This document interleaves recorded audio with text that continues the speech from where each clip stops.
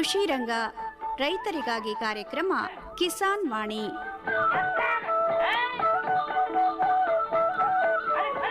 ಈ ಕಾರ್ಯಕ್ರಮದ ಪ್ರಾಯೋಜಕರು ಭಾರತ ಸರ್ಕಾರದ ಕೃಷಿ ಹಾಗೂ ರೈತರ ಕಲ್ಯಾಣ ಮಂತ್ರಾಲಯ.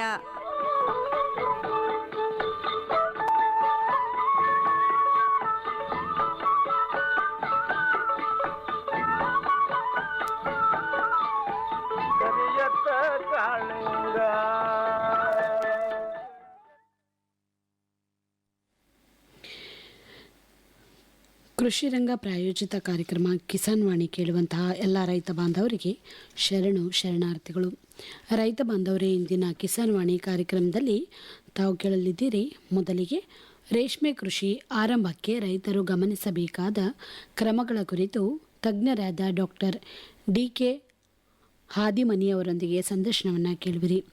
ನಂತರ ಸಮಗ್ರ ಪೋಷಕಾಂಶಗಳ ಕುರಿತು ಮಾಹಿತಿ ಅಮರೇಶ್ ಆಶಯಾಳ್ ಅವರಿಂದ, ಹಾಗೂ ಹವಾಮಾನ ವರದಿ ಹಾಗೂ ಹವಾಮಾನಾಧಾರಿತ ಕೃಷಿ ಸಲಹೆಗಳು. ನಂತರ ಪೇಟೆ ಧಾರಣೆ. ಮೊದಲಿಗೆ ಒಂದು ವಾಣಿಜ್ಯ ಪ್ರಕಟಣೆ. ಪ್ರಧಾನಮಂತ್ರಿ ಕಿಸಾನ್ ಮಾನ್ಧನ್ ಯೋಜನೆ ಸಿಗುವುದು ಪೆನ್ಷನ್ನ ಆಸರೆಯು ಆಗದು ನಿರಾಸರೆ ಇನ್ನು ಸಿಗುವುದು ಸಂತಸದ ಕ್ಷಣವು ಕಳೆಯುವುದು ಸುಖದಿಂದ ವೃದ್ಧಾಪ್ಯ ರಕ್ಷಿತ ಆಗುವ ಅನ್ನದಾತ ಸುರಕ್ಷಿತ ಆಗುವ ಅನ್ನದಾತ. ಪ್ರಧಾನಮಂತ್ರಿ ಕಿಸಾನ್ ಮಾನ್ಧನ್ ಯೋಜನೆಯಿಂದ ಲಘು ಮತ್ತು ಸಣ್ಣ ಹಿಡುವಳಿದಾರ ರೈತರ ಭವಿಷ್ಯವಾಗುತ್ತೆ ಸುರಕ್ಷಿತ. 60 ವರ್ಷ ವಯಸ್ಸಾದ ನಂತರ 3,000 ರೂಪಾಯಿಗಳ ಮಾಸಿಕ ಪೆನ್ಷನ್ ಖಚಿತ. 55ರಿಂದ 200 ರೂಪಾಯಿಗಳ ಮಾಸಿಕ ಶುಲ್ಕ ನೀಡಿ 18ರಿಂದ 40 ವರ್ಷ ತನಕ ರೈತರು ಪ್ರವೇಶಿಸಬಹುದು. ಈ ಅಂಶದಾನ ಯೋಜನೆಯಲ್ಲಿ ಸರ್ಕಾರ ನೀಡುತ್ತದೆ ಸಮಪಾಲು ಕೊಡುಗೆ. ಎಲ್ಲ ರೈತ ಬಾಂಧವರು ಈ ಸೇವೆಯ ಪ್ರಯೋಜನಕ್ಕಾಗಿ ಜನಸೇವಾ ಕೇಂದ್ರಕ್ಕೆ ಹೋಗಿ ಉಚಿತವಾಗಿ ತಮ್ಮ ಹೆಸರನ್ನು ನೋಂದಾಯಿಸಿಕೊಳ್ಳಿ. ಪ್ರಧಾನಮಂತ್ರಿ ಕಿಸಾನ್ ಮಾನ್ಧನ್ ಯೋಜನೆ ಅನ್ನದಾತರ ಪರಿಶ್ರಮಕ್ಕಾಗಿ ಈಗ, ಪೆನ್ಷನ್ನಿಂದ ಅವರ ಮನೆ ಸುರಕ್ಷಿತ. ಕೃಷಿ ಮತ್ತು ರೈತ ಕಲ್ಯಾಣ ಖಾತೆ ಭಾರತ ಸರ್ಕಾರದ ವತಿಯಿಂದ ಜನಹಿತಕ್ಕಾಗಿ ಜಾರಿ. ಈಗ ಕೇಳಿ ನಮ್ಮ ಮುಂದಿನ ಕಾರ್ಯಕ್ರಮ ಇದೀಗ. ರೈತ ಬಾಂಧವರಿಗೆಲ್ಲ ನಮಸ್ಕಾರ. ರೈತ ಬಾಂಧವರೇ, ಇವತ್ತಿನ ನಮ್ಮ ರಾಯಚೂರು ಕೃಷಿ ವಿಜ್ಞಾನಗಳ ವಿಶ್ವವಿದ್ಯಾಲಯದ ಕಲ್ಯಾಣ ಕೃಷಿ ರೇಡಿಯೋ ರಾಯಚೂರು ಕೇಂದ್ರದಿಂದ ರೇಷ್ಮೆ ಕೃಷಿಯನ್ನು ಮಾಡುವಂಥ ರೈತ ಬಾಂಧವರಿಗೆ ಅಥವಾ ರೇಷ್ಮೆ ಕೃಷಿಯನ್ನು ಮಾಡಬೇಕು ಎಂಬಂಥ ಒಂದು ಅಭಿಲಾಷೆಯನ್ನು ಹೊಂದಿರುವಂಥ ರೈತ ಬಾಂಧವರು ಏನೆಲ್ಲ ಮಾರ್ಗಸೂಚಿಗಳನ್ನು ಅನುಸರಿಸಬೇಕು, ಏನೇನು ಮಾಹಿತಿಗಳನ್ನು ತಿಳ್ಕೊಂಡು ರೇಷ್ಮೆ ಕೃಷಿಯನ್ನು ಮಾಡಿದರೆ ಒಳ್ಳೆಯ ಲಾಭವನ್ನು ಪಡ್ಕೋಬಹುದು ಎಂಬಂಥ ಒಂದು ಮಾಹಿತಿಯನ್ನು ತಿಳಿಸಲಿಕ್ಕೆ ನಮ್ಮ ಜೊತೆ ಇವತ್ತು ಡಾಕ್ಟರ್ ಡಿ.ಕೆ. ಹಾದಿಮನಿ, ಸಹಾಯಕ ಪ್ರಾಧ್ಯಾಪಕರು, ರೇಷ್ಮೆ ಕೃಷಿ ಮತ್ತು ತಾಂತ್ರಿಕ ಅಧಿಕಾರಿಗಳು, ವಿಸ್ತರಣಾ ನಿರ್ದೇಶನಾಲಯ, ಕೃಷಿ ವಿಜ್ಞಾನಗಳ ವಿಶ್ವವಿದ್ಯಾಲಯ ರಾಯಚೂರು ನಮ್ಮ ಜೊತೆ ಇದ್ದಾರೆ. ಅವರಿಂದ ಮಾಹಿತಿಯನ್ನು ತಿಳ್ಕೊಳ್ಳೋಣ. ಸರ್, ಕಾರ್ಯಕ್ರಮಕ್ಕೆ ತಮಗೆ ಎಲ್ಲ ರೈತರ ಪರವಾಗಿ, ಮಹಿಳೆಯರ ಪರವಾಗಿ ಸ್ವಾಗತ, ಹಾಗೆಯೇ ನಮಸ್ಕಾರ. ನಮಸ್ಕಾರ ಸರ್. ಮೊದಲಿಗೆಲ್ಲ ನನ್ನ ಆತ್ಮೀಯ ರೈತ ಬಾಂಧವರಿಗೆ ನಮಸ್ಕಾರವನ್ನು ಸಲ್ಲಿಸುತ್ತಾ, ಅತಿ ಮುಖ್ಯವಾಗಿ ಹೊಸದಾಗಿ ಮಾಡತಕ್ಕಂಥ ರೇಷ್ಮೆ ಕೃಷಿ ರೈತರು ಒಂದಿಷ್ಟು ಕಿವಿ ಮಾತುಗಳನ್ನ ಇವತ್ತಿನ ದಿವಸ ವಿಚಾರ ಹಂಚ್ಕೋಬೇಕಂತ ಮಾಡ್ತಾ ಇದ್ದೇನೆ. ಹೊಸದಾಗಿ ಮಾಡ್ತಕ್ಕಂಥ ರೈತರು ಯಾರು ಇದ್ದಾರೆ, ನೀವು ಏನು ಮಾಡ್ಬೇಕಂದ್ರೆ ನಿಮ್ಮ ಸುತ್ತಮುತ್ತಲಿನ ಬೆಳೆಗಳು ಯಾವ ಇದ್ದಾವೆ ಅದನ್ನು ಸ್ವಲ್ಪ ನೀವು ಗಮನದಲ್ಲಿ ಇಟ್ಕೋಬೇಕಾಗತ್ತೆ. ಯಾಕಂತಂದರೆ ನಿಮ್ಮ ಸುತ್ತಮುತ್ತಲು ಇವತ್ತಿನ ದಿವಸ ತಮಗೆಲ್ಲ ಗೊತ್ತಿರ್ಬೋದು, ಹತ್ತಿ ಬೆಳೀತಾ ಇದ್ದಾರೆ ರೈತರು, ಭತ್ತ ಬೆಳೀತಾ ಇದ್ದಾರೆ. ನಾನಿದು ಕೇವಲ ಕಲ್ಯಾಣ ಕರ್ನಾಟಕಕ್ಕೆ ಮಾತ್ರ ಸೀಮಿತ ಹೇಳ್ತಾ ಇದ್ದೇನೆ. ಹೌದು. ಅದೇ ರೀತಿ ಮತ್ತು ಮೆಣಸಿನಕಾಯಿ ಬೆಳೀತಾ ಇದ್ದಾರೆ, ಬದನೆಕಾಯಿ ಬೆಳೀತಾ ಇದ್ದಾರೆ, ತೊಗರಿ ಬೆಳೀತಾ ಇದ್ದಾರೆ. ಇವಕ್ಕೆಲ್ಲ ಸಾಕಷ್ಟು ರಾಸಾಯನಿಕ ಔಷಧಗಳನ್ನು ಸಿಂಪರಣೆ ಮಾಡ್ತಾ ಇದ್ದಾರೆ. ರೋಗ ಆಗಿರ್ಬೋದು, ರೋಗ ನಿಯಂತ್ರಣ ಆಗಿರ್ಬೋದು, ಅಥವಾ ಕೀಟ ನಿಯಂತ್ರಣ ಆಗಿರ್ಬೋದು, ಹಲವಾರು ಔಷಧಗಳನ್ನು ಸಿಂಪರಣೆ ಮಾಡೋದರಿಂದ ಇಂಥ ಒಂದು ಪ್ರದೇಶದಲ್ಲಿ ಅಥವಾ ಇಂಥ ಒಂದು ಸುತ್ತಮುತ್ತಲ ಒಂದು ಅಕ್ಕಪಕ್ಕದ ಹೊಲದಲ್ಲಿ ಏನಂತಂದರೆ ರೇಷ್ಮೆ ಕೃಷಿ ಮಾಡಲು ಭಾಳ ಏನಾಗತ್ತೆ ಅಂದರೆ ಕಷ್ಟ ಆಗುತ್ತೆ. ಯಾಕಂತಂದರೆ ಇಲ್ಲಿ ಏನಂತಂದರೆ ನಮ್ಮ ರೇಷ್ಮೆ ಹುಳು ಏನಿದೆಯಲ್ಲ, ಹಿಪ್ಪು ನೆರಳೆ ರೇಷ್ಮೆ ಹುಳು ಇದೆಯಲ್ಲ, ಒಂಥರ ಇದು ಸಣ್ಣ ಮಗು ಯಾವ ರೀತಿ ನಾವು ಇದನ್ನು ಜೋಪಾನವಾಗಿ ಮಾಡ್ತೀವಿ, ಅದಕ್ಕೆ ಯಾವ ರೀತಿ ಸಣ್ಣ ಮಗುವಿಗೆ ಆಹಾರವನ್ನು ಕೊಡ್ತೀವಿ, ಅದೇ ರೀತಿ ಇಲ್ಲಿ ಕೂಡ ನಾವು ರೇಷ್ಮೆ ಹುಳಕ್ಕೆ ಆಹಾರ ಕೊಡಬೇಕಾಗತ್ತೆ. ಸೂಕ್ಷ್ಮವಾಗಿರುವಂಥ ಒಂದು ಬೆಳೆ. ಎಸ್, ಹೌದು. ಸೂಕ್ಷ್ಮವಾಗಿರ್ತಕ್ಕಂಥ ಬೆಳೆ, ಭಾಳ ವಿಶೇಷ ಕಾಳಜಿ ತೆಗೆಯಬೇಕಾಗತ್ತೆ ಈ ಒಂದು ನಮ್ಮ ರೇಷ್ಮೆ ಹುಳವನ್ನು.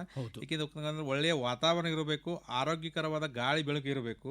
ಈಗ ನೀವು ಸುತ್ತಮುತ್ತಲಿನ ಹೊಲದಲ್ಲಿ ನೀವು ಅಕಸ್ಮಾತ್ ತೊಗರಿ ಇತ್ತಂತಂದರೆ, ಹತ್ತಿ ಇತ್ತಂತಂದರೆ, ಆಮೇಲೆ ಮೆಣಸಿನಕಾಯಿ ಇತ್ತಂತಂದರೆ, ಅಥವಾ ಬದನೆಕಾಯಿ ಇತ್ತಂತಂದರೆ, ಭತ್ತ ಇತ್ತಂದರೆ, ತಮಗೆಲ್ಲ ಗೊತ್ತಿರ್ಬೋದು, ಇವತ್ತು ನಾವು ಬಸ್ಸಲ್ಲಿ ಹೋದಾಗ ಬರೀ ಅದರ ಒಂದು ವಾಸನೆ ಬರ್ತಾ ಇದೆ. ಹೌದು, ಅದರ ಒಂದು ಕಳೆನಾಶಕವಾಗಿರ್ಬೋದು. ನಾವು ರಾಯಚೂರಿಂದ ನಾವು ಇತ್ತಾಗ ಕೊಪ್ಪಳಕ್ಕೆ ಹೋಗಲಿ, ಅಥವಾ ಗಂಗಾವತಿಗೆ ಹೋಗಲಿ, ಸಿಂಧನೂರಿಗೆ ಹೋಗಲಿ, ಇತ್ತಾಗ ಯಾದಗಿರಿಗೆ ಹೋಗಲಿ, ಯಾವ ರೀತಿ ವಾಸನೆ ಬರ್ತಾವ ಅಂತಂದರೆ ನಮಗೆ ಸ್ವಲ್ಪ ಅದನ್ನು ಸಹಿಸ್ಕೊಳಕ್ಕಾಗಲ್ಲ. ಇನ್ನು ಅವು ರೇಷ್ಮೆ ಹುಳುಗಳು ಗೊತ್ತು ತಮ್ಗಾಗ ಗೊತ್ತು, ಅತಿ ಸೂಕ್ಷ್ಮ ಜೀವಿ ಇದ್ದಾಗೆ ಸಣ್ಣ ಮಗುವಿನ ಥರ ನಾವು ನೋಡಬೇಕಾಗತ್ತೆ.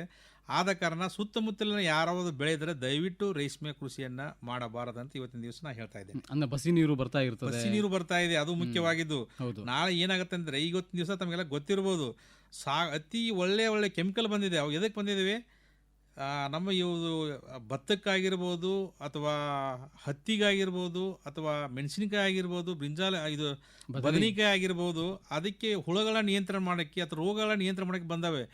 ಅದು ಬರ್ತಕ್ಕಂಥ ಏನು ವಾಸನೆ ಇರುತ್ತೆ, ಸ್ಮೆಲ್ ಅಂತ ಏನು ಹೇಳ್ತೀವಲ್ಲ, ಅದು ನಮ್ಮ ರೇಷ್ಮೆ ಹುಳಕ್ಕೆ ಬಂತಂದರೆ ನೀವೇನು ಸಿಂಪರಣೆ ಮಾಡೋದು ಬೇಕಾಗಿಲ್ಲ, ಹಿಪ್ಪು ನೆರಳಕ್ಕೆ ಸಿಂಪರಣೆ ಮಾಡೋದು ಬೇಕಾಗಿಲ್ಲ, ಬರೀ ಅದು ವಾಸನೆಯಿಂದ ನಮ್ಮ ಹುಳುಗಳು ಸಾಯ್ತಾ ಇದ್ದಾವೆ. ಆದ ಕಾರಣ ದಯವಿಟ್ಟು ರೇಷ್ಮೆ ಕೃಷಿ ರೈತ ಬಾಂಧವರಾಗಿರ್ಬೋದು ಅಥವಾ ಅತಿ ಮುಖ್ಯವಾಗಿ ಹೊಸದಾಗಿ ಮಾಡ್ತಕ್ಕಂಥ ರೈತರು ಯಾರಾದರೂ ರೇಷ್ಮೆ ಕೃಷಿ ಮಾಡೋದ್ರಿಂದ ದಯವಿಟ್ಟು ಅಂಥ ಪ್ರದೇಶದಲ್ಲಿ ರೇಷ್ಮೆ ಕೃಷಿ ಮಾಡೋಕ್ಕೆ ಹೋಗಬೇಡಿ. ಅತಿಯಾಗಿ ರಾಸಾಯನಿಕವನ್ನು ಸಿಂಪರಣೆ ಮಾಡುವಂಥದ್ದು ಅಥವಾ ಅತಿಯಾಗಿ ನೀರು ನಿಲ್ಲುವಂಥದ್ದು, ಬಸಿದು ಹೋಗುವಂಥದ್ದು, ಈ ಒಂದು ಪ್ರದೇಶದ ಸುತ್ತಮುತ್ತ ನಮ್ಮ ರೇಷ್ಮೆ ಕೃಷಿಯನ್ನು ಆರಂಭ ಮಾಡುವುದು ರೈತ ಬಾಂಧವರು ಮುಂದುವರಿಸೋದು ಅಥವಾ ಅದನ್ನು ಮಾಡಲಾರದೆ ಇರುವುದು ಬಹಳ ಮುಖ್ಯ ಅಂತ ತಮ್ಮದು ವಿಚಾರ. ಹೌದು. ಈಗ ನೀರಿನ ವ್ಯವಸ್ಥೆ ರೈತ ಬಾಂಧವರಿಗೆ ಇರಬೇಕಾ ರೇಷ್ಮೆ ಕೃಷಿಯನ್ನು ಮಾಡೋರಿಗೆ? ಹೌದು, ಯಾಕಂದರೆ ಬೇರೆ ಬೆಳೆಗೆ ಯಾವ ರೀತಿ ನೀರು ಬೇಕು ಇದು ಕೂಡ ಅದೇ ರೀತಿ ನೀರು ಬೇಕು. ಇದು ಅತಿ ಹೆಚ್ಚಾಗಿ ಏನಂತಂದ್ರೆ ನೀರಾವರಿ ಇರ್ತಕ್ಕಂಥ ರೈತರಿಗೆ ಭಾಳ ಸೂಕ್ತ ಆಗುತ್ತೆ. ದಯವಿಟ್ಟು ನೀವು ಮೊದಲೇ ಅಂತಂತಂದರೆ ನೀರಾವರಿ ಇತ್ತಂದರೆ ಮಾತ್ರ ಇದನ್ನು ರೇಷ್ಮೆ ಕೃಷಿ ಮಾಡೋದು ಭಾಳ ಉತ್ತಮ ಅಂತ ಹೇಳ್ಬೋದು. ಒಣ ಬೇಸಾಯದಲ್ಲಿ ಮಾಡ್ಬೋದು. ಯಾವಾಗಂದ್ರೆ 1-2 ವರ್ಷ ನೀವು ಗಿಡ ಅದನ್ನು ಜೋಪಾನ ಮಾಡಬೇಕಾಗತ್ತೆ, ಆಳವಾಗಿ ಬೇರು ಹೋಗಬೇಕಾಗತ್ತೆ ಮಣ್ಣಿನಲ್ಲಿ. ಇಲ್ಲಂತಂದ್ರೆ ಏನಾಗುತ್ತೆ ಅಂದರೆ ಒಳ್ಳೆ ಉತ್ಕೃಷ್ಟವಾದ ಒಂದು ಎಲೆಗಳು ರೇಷ್ಮೆ ಹುಳಕ್ಕೆ ಸಿಗುವುದಿಲ್ಲ. ಆದ ಕಾರಣ ಇದು ಕೇವಲ ಸಾಧ್ಯವಾದಷ್ಟು ನೀರಾವರಿ ಇರ್ತಕ್ಕಂಥ ರೈತರು ಮಾಡಿದರೆ ಭಾಳ ಉತ್ತಮ ಅಂತ ಹೇಳ್ಬೋದು. ಜೊತೆಗೆ ಈಗ ರೈತ ಬಾಂಧವರು ನೀರಿನ ಸಂಪನ್ಮೂಲ ಹೊಂದಿದವರು, ಈಗ ಭೂಮಿ ಕೂಡ ಬಹಳಷ್ಟು ಮುಖ್ಯ. ಎಷ್ಟು ಪ್ರಮಾಣದಿಂದ ರೇಷ್ಮೆ ಕೃಷಿಯನ್ನು ಮಾಡಿದರೆ ಉತ್ತಮ ಅಂತ ಹೇಳ್ತಿರ್ತಾವೆ? ಈಗ ಕನಿಷ್ಠ ಪಕ್ಷ ಒಬ್ಬ ಹೊಸದಾಗಿ ಮಾಡ್ತಕ್ಕಂಥ ರೈತರು 1 ಹೆಕ್ಟರ್ ಅಂತ ಹೇಳ್ತೀವಿ ನಾವು, ಅಂದರೆ 2.5 ಎಕರೆ. ನೀವು ಒಂದು ಅಂದಾಜಾಗಿ ಹೇಳ್ಬೇಕಂತಂದರೆ 1 ಎಕರೆ ಮಾಡ್ಬೋದು, ಏನು ಸಮಸ್ಯೆ ಇಲ್ಲ. ಅಥವಾ 2 ಎಕರೆ 2.5 ಎಕರೆ. ದಯವಿಟ್ಟು ಹೊಸದಾಗಿ ಮಾಡೋರು ಸಾಧ್ಯವಾದಷ್ಟು 1 ಹೆಕ್ಟರ್ಗಿಂತ ಮೇಲೆ ಹೋಗಕ್ಕೆ ಹೋಗಬೇಡಿ. 2.5 ಎಕರೆಗಿಂತ ಮೇಡಕ್ಕೆ ಹೋಗಕ್ಕೆ ಹೋಗಬೇಡಿ. ಹೋಗಿಂತ ಪೂರ್ವದಲ್ಲಿ ನೀವು ಏನು ಮಾಡ್ಬೇಕಂತಂದರೆ ರೇಷ್ಮೆ ಕೃಷಿ ಯಾವ ರೈತ ಮಾಡ್ತಾ ಇದ್ದಾನೆ ಆ ರೈತರ ಹೊಲಕ್ಕೆ ಹೋಗಿ ಭೇಟಿ ಕೊಟ್ಟು ವೀಕ್ಷಣೆ ಮಾಡಬೇಕು. ಹೌದು, ಅದು ನಿಜವಾಗಿಯೂ ಆ ರೈತರಿಗೆ ಲಾಭ ಇದೆಯೋ ಅಥವಾ ಇಲ್ಲೋ, ಇದನ್ನು ಯಾವ ರೀತಿ ನಾವು ಇದು ಹಿಪ್ಪು ನೇರಳೆ ಬೆಳೆಗಳನ್ನು ಬೆಳೆಸಬೇಕು, ಇದಕ್ಕೆ ಯಾವ ರೀತಿ ಗೊಬ್ಬರ ಹಾಕಬೇಕು, ಇದು ಯಾವ ಮಣ್ಣಿಗೆ ಸೂಕ್ತ, ನಾನು ಹೇಳ್ತೇನೆ ಮುಂದೆ ಇದನ್ನೆಲ್ಲ. ಈಗ ಕೇವಲ ರೈತರಿಗೆ ಕಿವಿ ಮಾತು ಹೇಳ್ತಾ ಇದ್ದೇನೆ, ಯಾಕಂತಂದ್ರೆ ಮುಂಗಾರು ಮಳೆ ಸ್ಟಾರ್ಟ್ ಆಗಿದೆ, ಚಲವಾಗಿದೆ. ಆದ ಕಾರಣ ಯಾರಾದರೂ ಗಡಿಬಿಡಿಯಿಂದ ನೀವು ಏನಂತಂದ್ರೆ ರೇಷ್ಮೆ ಕೃಷಿ ಮಾಡೋಣ, ಒಂದು 5 ಲಕ್ಷ ಬರುತ್ತೆ 3 ಲಕ್ಷ ಬರುತ್ತೆ ಅಂತ ದಯವಿಟ್ಟು ಆ ರೀತಿ ಒಂದು ತಪ್ಪುವನ್ನು ನೀವು ಮಾಡಕ್ಕೆ ಹೋಗಬೇಡಿ. ಅದಕ್ಕೆ ಯಾರಾದರೂ ನಿಮ್ಮ ಅಕ್ಕಪಕ್ಕದವ್ರು ಆಗಿರ್ಬೋದು, ಅಕ್ಕಪಕ್ಕ ತಾಲೂಕು ಆಗಿರ್ಬೋದು, ಅಕ್ಕಪಕ್ಕ ಜಿಲ್ಲೆ ಆಗಿರ್ಬೋದು, ನೀವು ಅಲ್ಲಿ ಹೋಗಿ ವೀಕ್ಷಣೆ ಮಾಡಿ. ಹೌದು, ಇಲ್ಲ ಅಂತಂದ್ರೆ ಏನಾಗುತ್ತೆ ಅಂತಂದರೆ ನೀವು ನಷ್ಟ ಅನುಭವಿಸ್ಬೇಕಾಗತ್ತೆ.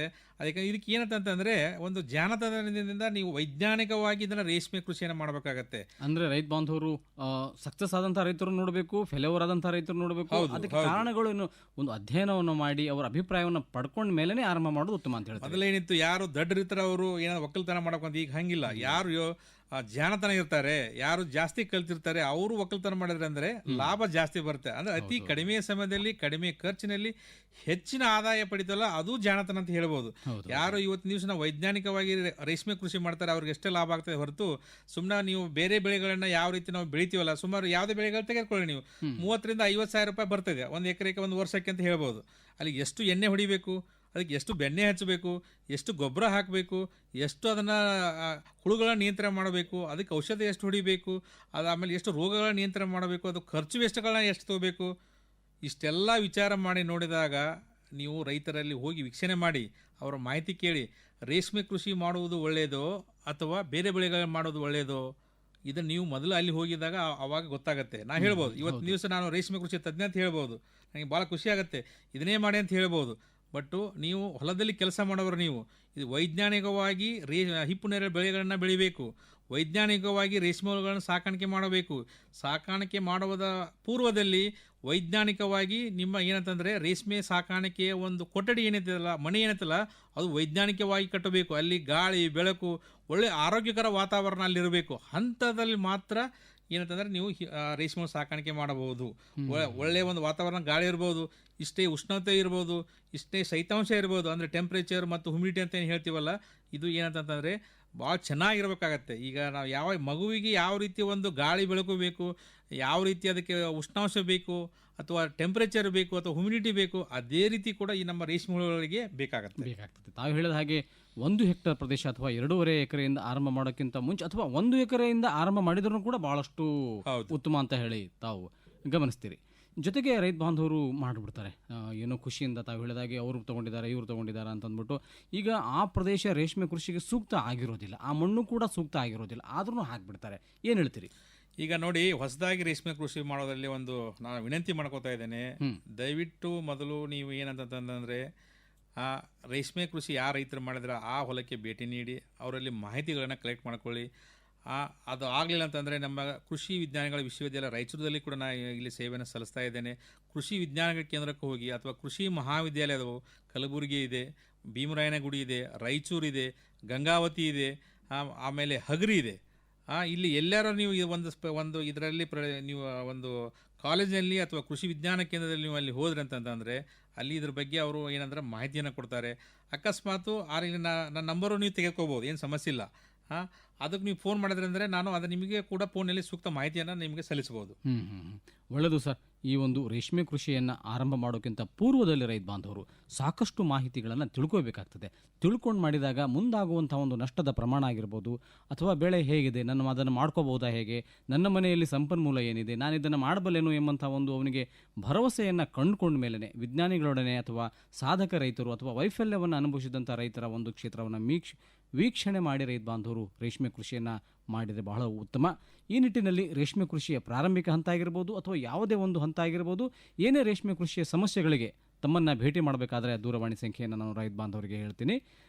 ಡಾಕ್ಟರ್ ಡಿ ಕೆ ಹಾದಿಮನಿ, ಸಹಾಯಕ ಪ್ರಾಧ್ಯಾಪಕರು ರೇಷ್ಮೆ ಕೃಷಿ ಮತ್ತು ತಾಂತ್ರಿಕ ಅಧಿಕಾರಿಗಳು, ವಿಸ್ತರಣಾ ನಿರ್ದೇಶನಾಲಯ, ಕೃಷಿ ವಿಜ್ಞಾನಗಳ ವಿಶ್ವವಿದ್ಯಾಲಯ ರಾಯಚೂರು. ಇವರ ದೂರವಾಣಿ ಸಂಖ್ಯೆ 9986457222 9986457222.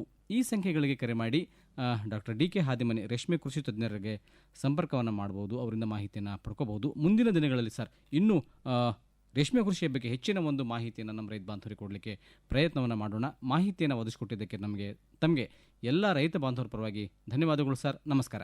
ಧನ್ಯವಾದಗಳು ಸರ್. ಎಲ್ಲ ರೈತ ಬಾಂಧವರಿಗೂ ಮತ್ತೊಮ್ಮೆ ಧನ್ಯವಾದಗಳು.